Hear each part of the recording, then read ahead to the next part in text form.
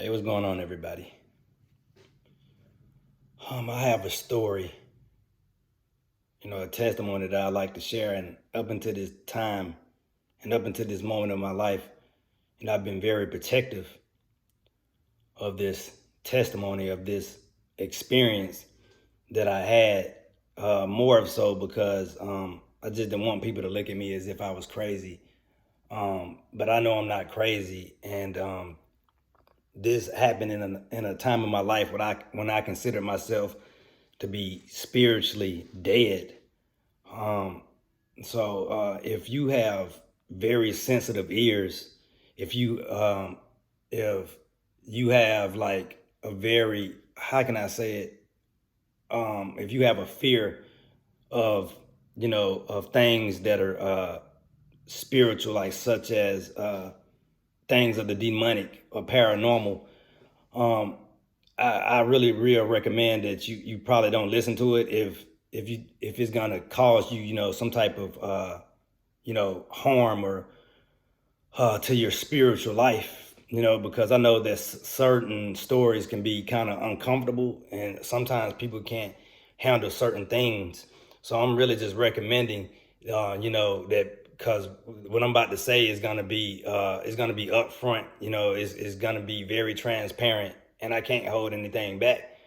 And I just really would just want to get on with my testimony, but I am gonna let you know that if you have sensitive ears, or if you're very fearful, or you're uneducated about things of the demonic or paranormal experiences or activities, then I really would recommend that you just don't watch the testimony, because I don't want you to be confused and I don't really want you to be harmed. Okay, so I'm gonna go on and get into this testimony. When I was younger, I was in high school, and there was a certain female or whatever that I had, dreamt about a couple times. She's a West Indian female. She was born in the islands. So that's why I say she's West Indian. And I had a couple dreams about her. I never really paid no attention to her, when I was in school. But after these dreams, it kind of made me focus more on her. One of the dreams that I had, about her, like I dreamt that I was like chasing her through this building. It seemed like a skyscraper building, and she got up to the top of the building. And it's almost like she wanted to jump, and she looked back at me, and then the dream was over. And I never really thought much of this female until that dream, and then another dream I had about her. In this weird, in this dream, I had a dream that in this dream I was basically holding her by her hair, and I was dragging her like throughout the house, and I was like, man, when I woke up from that dream, I was like, man, why do I keep on dreaming about this female? But the dreams kind of drew me more to her. So when I seen her in school, I paid more attention to her. And I just can't help it. It was like, I don't know why I was paying more attention to her. It was just like the dreams. I felt as if maybe the dreams was a way of her communicating to me, something. So, it's very weird that the semester of my senior year in high school, I ended up taking, a class with her. And we sat right next to each other, and we just began to talk. She was very quiet, and I started to show her attention, and we became close because I just wanted to know more about her, and plus those dreams, I was like, man, maybe this is meant to be. So I started talking to her, and we started dating, but nobody knew about it, because I kind of wanted my stuff to be, I wanted to be low key, but nobody knew that we were dating. And I had like a bad reputation with females. Females, said that, I was no good, and that, I was a man whore or whatever, or a boy whore at that time, because I wasn't even a man. And like basically, we dated, but, we kept it, on the DL. And as we started to date, I started, to notice, things about her. She started, to open up to me about, her childhood and the things and the traumatic experiences that she had. And she actually revealed to me, and she revealed to me that her father molested her. And she also revealed to me that sometimes he'll get abusive, and he'll drag her, by her hair, around the house. And immediately when she told me that, I was like, man, I dreamt about this, and I felt as if I was meant to be with her, like we was meant to be with each other. And I just felt like I had it to rescue her, protect her. Like I had to be that rescuer for her and that protector. And we dated, for several years, on and off. And I remember a particular dream that I had. She was in a dream. I was walking, with her across a bridge. It was me and her, and we was walking across a bridge. And there was this female. He was a very strong female. I'm sorry, a very strong male in the dream. And he was on the bridge, and he didn't want us to cross over the other side. And I was like, I told her to get behind me, and he was trying to fight me. He didn't want us to cross against the other side, so he was trying to fight me. And I woke up from the dream or whatever. When in a dream we fought, we got very physical or whatever. And I woke up from the dream, and I remember having a pain in my back or whatever. So when I woke up from the dream or whatever, I had this pain in my back, and I went to the mirror, and I had 3 scratches, across my back or whatever. And it was weird because I knew. I knew I didn't scrape myself on the bed while I was sleeping, because, the mattress has cushion or whatever. So I knew that I didn't scrape myself incident, I know no incident didn't occur while I was sleeping. The only thing I could think about was that dream that I had about her or whatever. So I really thought nothing of it, honestly. Like I brushed it to the back of my mind, how I got that scratch on my back. But the weird thing about it is that when I took her home, or whatever, because we were sleeping together, and we were, I say, fornicating or whatever. But when I took her home or whatever, I took her home, and her mother wanted to speak with me. And basically I told her mother, because her mother was a spiritual woman, and I told her mother, about the dream that I had. And she told me that she had a similar dream that particular night, and she showed me the scratches that she had on her body. And like I wasn't any, back then I was uneducated about demonic activity, but I knew that something wasn't right, with her, the mother, having a similar dream that I had, fighting on a male, and she wake up and have scratches that were similar to mine. Stuff like this just don't happen. This wasn't a coincidence. And I continued to talk to this female, but I wasn't perfect. Like I said, I was spiritually dead, and I did cheat on her or whatever, and I did her wrong, despite everything that I'm knowing about her, despite me knowing about her traumatic experiences with her father, and knowing how she been hurt or whatever. I just continue to do me, and I hurt her or whatever. And like I said, we talked on and off, but it was never like intimate, because I hurt her. And like when I went to the United States Army, I started dating, and basically I found my wife. We was dating back then. She was my girlfriend, and as soon as I start talking to my wife, like weird things just started happening. And I'm just gonna get very graphic or whatever. And like I said, you have sensitive ears. I don't know what you're gonna do, because I don't know if you can cut it off, but this is gonna get very graphic, and it could be disgusting, but I'm gonna keep it real.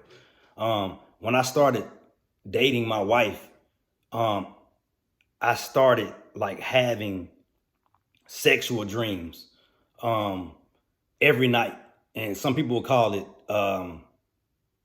wet dreams, and I think other people might call it a nocturnal emission or whatever. But I was having these wet dreams every single night for a month, and it was like followed by sleep paralysis.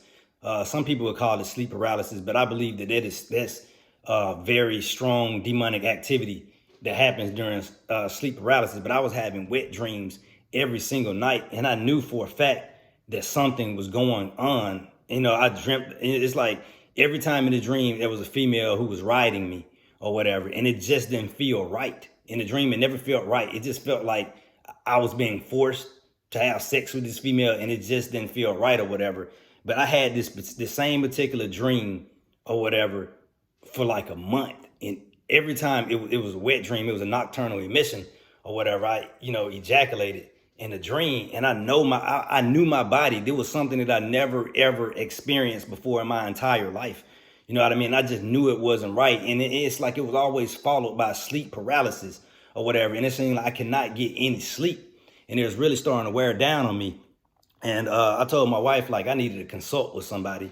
So her and I did some research, and I like, I need to go, consult with a psychic or somebody who can tell me, what I'm dealing with, because I knew that it was something like unclean, something spiritual, something demonic, because it was wearing down on me. I was starting to feel stressed. I was starting to feel like I didn't want to go to sleep, and we end up going to see like this psychic lady, and as soon as I walked into her house, because she was doing sessions and stuff in her house, and the atmosphere, it was very intense, and she had pictures of Jesus, she had pictures of angels or whatever, and this lady kind of pretty much told me some things about me that I never shared with anybody else. And I'm just gonna go and tell you, like, don't consult with mediums, don't consult with psychics. In the book of Deuteronomy, it tells us not to do such things. But I was ignorant to God's word back then, and I was very desperate to find out what I was going through or whatever. So it's like when me and my wife, when we entered into her house or whatever, the atmosphere changed. It was intensified, and basically she started telling me, she was like, "You need to quit doing drugs." And I was like, "Excuse me?" And she was like, you smoked some marijuana this morning, and you decided to smoke before you came in here, and you need to stop that. And like, I was like, man, this lady is really on to something, because I had Visine in my eyes. My eyes was like clear, whatever. I wasn't acting like I was high. I wasn't acting weird or whatever. But she detected that on me immediately, and she told me that I needed to stop doing drugs or whatever. And she said that basically in the session, she told me that a female took my name to a root doctor.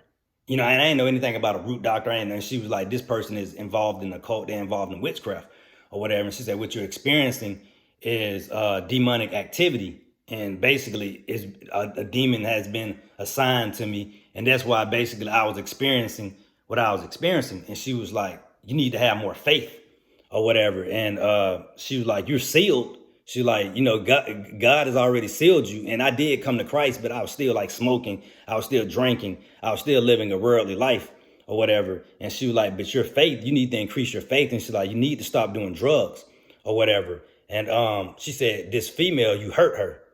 And she said, she's a scorned female and that you hurt her or whatever. And she said that she would charge me $1,100 for this cleansing. But she said she felt as if she didn't need to charge me that. She said, the only thing I need to do is to work on my faith and work on get myself right with God. And she was very adamant about not charging me for the spiritual cleansing. I wanted it, but she was like, you don't need this cleansing. You just need to stop doing drugs, and you need to give your life to Christ or whatever. And all this to stop. So like basically me and my wife, left the session or whatever. And my wife was like, who you think it can be? And I was like, I knew who it was or whatever, but it's like I really can confirm it, because the psychic, the medium lady, she didn't even confirm it. She only gave me a glimpse into what I was dealing with or whatever, but she didn't tell me the person name or whatever. And I couldn't confirm it, but I just knew in my heart, I knew in my soul that it was this particular female, because of everything that I took her through, and I hurt her. And I know about, the geographical region that she stayed in. I know, because she told me plenty of stories about, voodooism and things that used to happen in her region while she was growing up. And all this stuff just, I don't know, it just hit me. It just hit me like a very strong wind.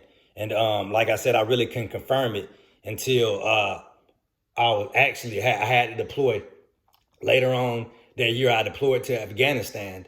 And like basically, when we was in Afghanistan, it was, a lot of people there, they was watching pornography or whatever. And I made a dedication. I devoted myself to God at that time, and I stayed clear of watching porn. I missed my wife. I missed the physical intimacy that I had with her or whatever. And I know it drives a lot of men to want to watch porn, but I devoted myself to God, and I was like, I'm not going to watch porn. I just want to keep my mind focused on my wife or whatever. And I was a little weak. But I prayed for God to give me strength, and I remember having this dream or whatever, that this same female or whatever that I dated, the one who I hurt and the one who I believed had took my name to a root doctor and put a hex on me or whatever. I had a dream that she was riding me. She, like, we was engaged in some sexual activity, and she was riding me, and she was on top of me or whatever, and she was riding me, and I didn't like it. I didn't like it at all. And I can feel that it was demonic. The dream was demonic influence. And so, I prayed. I was like, while she was riding me, it's crazy.